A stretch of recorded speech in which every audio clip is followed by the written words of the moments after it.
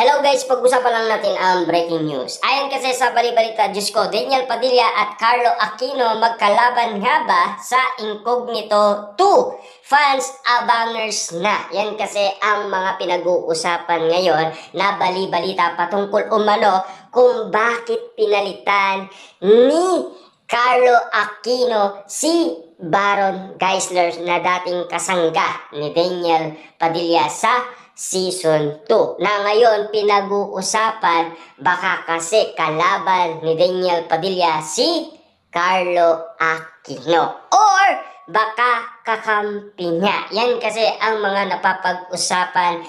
Tila hanggang ngayon kasi ay duda umano ang mga netizens at mga fans ni Daniel Padilla kung ano ang magiging karakter ni Carlo Aquino sa buhay ni Andres. Pahihirapan ba ni Carlo Aquino si Daniel Padilla bilang Andres sa karakter umano ni Daniel Padilla? Abangers na kasi ang karamihan at lalong-lalo na kasi Daniel Padilla pinagkakaguluhan na ng iba't ibang mga netizens sa tawi-tawi. Grabe nga naman kasi ang karisma ni Daniel Padilla hanggang ngayon pinagkakaguluhan pa rin ng iba't ibang mga netizens. Kinababaliwan talaga at talagang pinag-uusapan at talagang pinagpepestaan si Daniel Padilla sa nasabing lugar sa tawi-tawi. Pero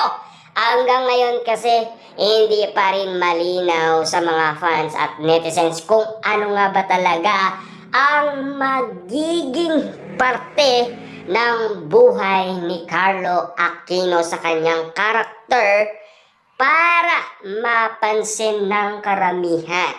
Or baka nga naman kasi enemy siya or kakampi ni Daniel Padilla. Hanggang ngayon kasi hindi pa rin maipaiwatig ng karamihan kung ano nga ba talaga ang magiging parte ni Carlo Aquino sa buhay ni Daniel Padilla sa kanyang karakter bilang Andres sa Incognito 2. Na alam niyo naman siguro napakagaling ni Baron Geisler sa Season 1. Kaya nga naman kasi naging top nga naman kasi sa Netflix hanggang ngayon kasi napapag-usapan pa rin kung ano nga ba ang tingin ng karamihan kay Carlo Aquino. At lalo-lalo na kasi ang dalawa ay pinagkaguluhan sa tawi-tawi. Ang dalawang aktor tila pinagkaguluhan ng mga kababaihan. Siyempre, sa kagwapuhan nga naman kasi ni Daniel Padilla at Carlo Aquino,